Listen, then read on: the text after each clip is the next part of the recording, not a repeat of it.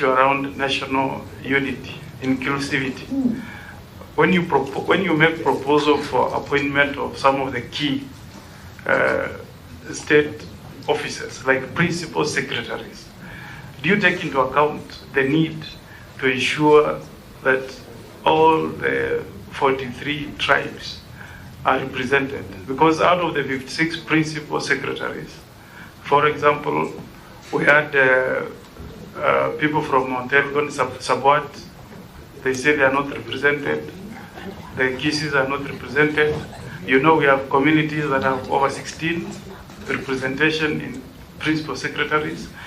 So is it that your recommendations are ignored, or you are the one, it's the commission that is breaching the national values under Article 10?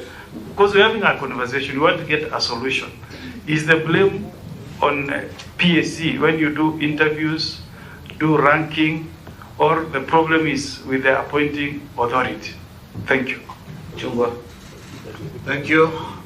I'm trying to. Yes, Aaron. Thank you, Chair. I have one question and a comment. I must appreciate, I had earlier, I think it was His Excellency who asked a question, how independent the commission is.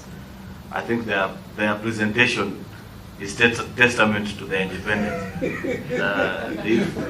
I can't imagine another administration that would have allowed a member of an institution that is a government agency to bring such a presentation. Anyway, just to the more difficult questions about is number one, there is also a misleading narrative that I see being weaved, and unfortunately you aided it, and therefore my colleagues took cue from your presentation, which I want to vehemently disagree.